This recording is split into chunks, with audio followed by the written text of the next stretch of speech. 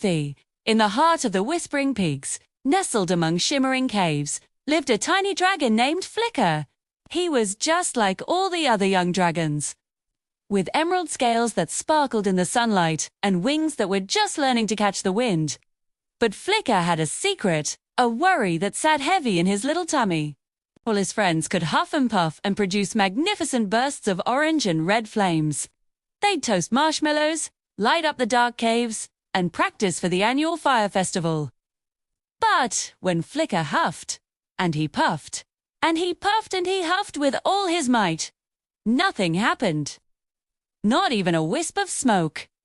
Just a little cough and a sad puff of air.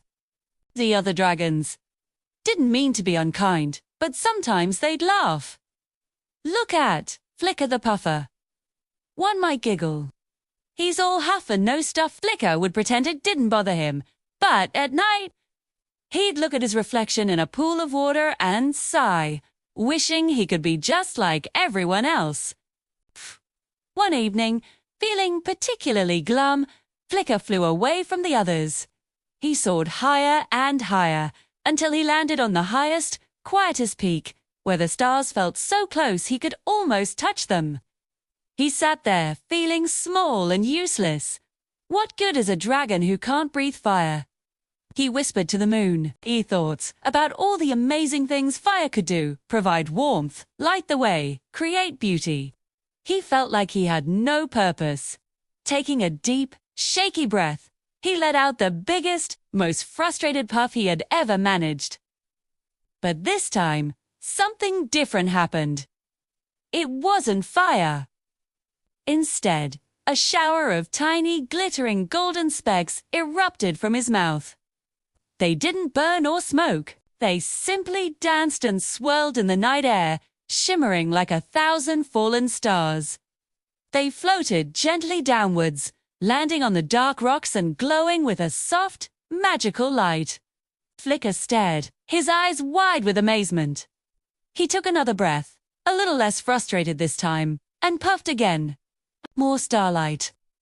A beautiful, swirling river of sparkles that painted the mountaintop in a breathtaking, ethereal glow. It wasn't hot like fire.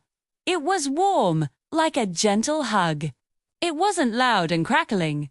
It was silent and peaceful. Just then, a wise old owl named Professor Hoot landed softly beside him. He had seen the whole thing from his perch in a nearby pine tree. My, Flicker, he cooed, his large eyes blinking slowly. That is quite a remarkable talent. Flicker looked down. It's not fire, he mumbled sadly. No, agreed Professor Hoot. It's not. It's starlight. Fire can light up a cave. It's true. But your starlight, it can light up the entire night sky.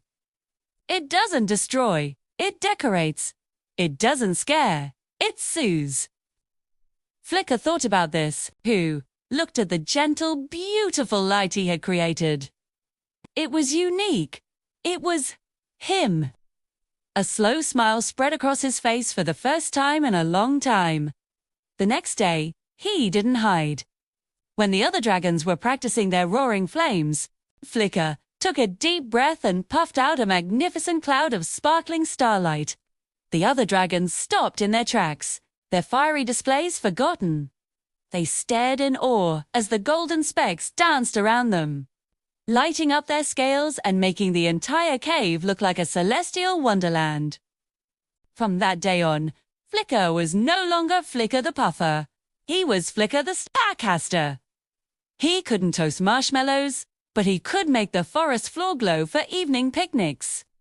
He couldn't light torches, but during the fire festival, he filled the sky with a dazzling display that was more beautiful than any firework. He learned that being different wasn't a weakness, it was his greatest strength. His unique gift brought a new kind of magic to the Whispering Peaks, reminding everyone that the most wonderful things often come in the most unexpected packages. Thank you so much for joining us for Flicker's story.